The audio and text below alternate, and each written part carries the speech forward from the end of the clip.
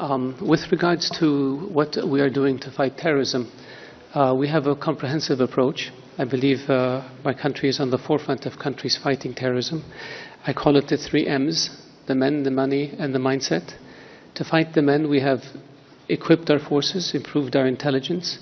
We have been vigilant in going after terrorists, killing and capture them. We have improved our intelligence capabilities, beefed up our infrastructure protection, and we have turned a situation where we were on defense to one where we are on offense. We have stopped over 100 potential attacks against Saudi Arabia because of this. And because of the intelligence capabilities we built, and because of the relationships we built with many countries around the world, we helped to unravel terrorist plots against other countries long before it happened. If you remember the air cargo bombs that were going to be sent to the US, there were many other examples where we have worked with, provided intelligence to countries because of our capabilities that resulted in the failure of terrorist attacks. That's one.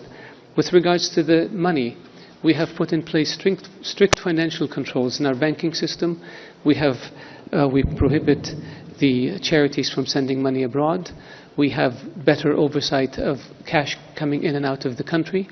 We have laws that criminalize the funding of terrorism in Saudi Arabia. We have laws that criminalize any of our citizens going to areas of combat to join that combat. And we have now have a much better handle on finances and any finances that go to terrorists. We have jailed, we have charged, and we have convicted people because of their financing of terrorism and extremism. And so here also we believe we are on the forefront of countries that are working to stop the flow of cash to terrorists or extremists. The 3rd M is the mindset, and that's a more comprehensive approach where we try to take on the mindset of extremism. And here this includes education, it includes the mosques, it includes the information and media, it includes a public dialogue, it includes rehabilitation programs, it includes documentaries, it includes establishing a global center for combating extremism. It includes working with other countries to identify where how this extremist mindset emerges and how one can best combat it. And I believe we have one of the top programs in the world for doing so, and we have provided assistance to many countries in this area. And we believe that unless you deal with terrorism in a comprehensive way, the men, the money, and the mindset, and be firm about it, we will not succeed against the scourge. It has to be an international effort. We cannot have any loose wheels. Everybody has to pull their weight if we want to succeed. What the international community can do is very simple. Most of the international community is doing it. Have laws that criminalize terrorism and extremism, that criminalize terror financing, actually implement those laws by charging people and jailing them and bringing them to justice. Work better on exchange of information. In Saudi Arabia, to promote this, we hosted an international counterterrorism conference in Riyadh in 2005. More than 50 countries participated at the level of security professionals.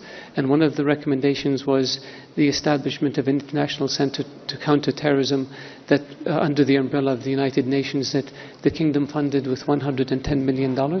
The idea is that if all countries work together, we have a better sense of where money goes, we have a better sense of where people go, and we have a better sense and capability of stopping it. So we have been on the forefront because we have been one of the main targets, if not the main target, of the terrorists. Their objective is to control Mecca and Medina, Islam's 2 holiest places, so they can have a megaphone with which to address 1.5 billion people. We know this. And that's why we're fighting as hard as we can and urging people to fight as hard as we can to end the scourge. We can only have a policy of zero tolerance.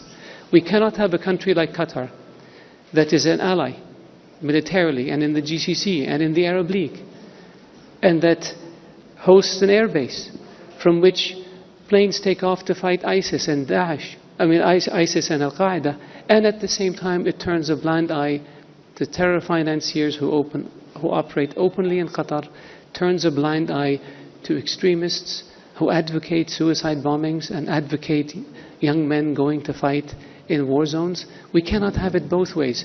And we're not doing this because we want to hurt Qatar. We're doing this to help Qatar, because it will help Qatar, it will help us, it will help the region, it will help the world.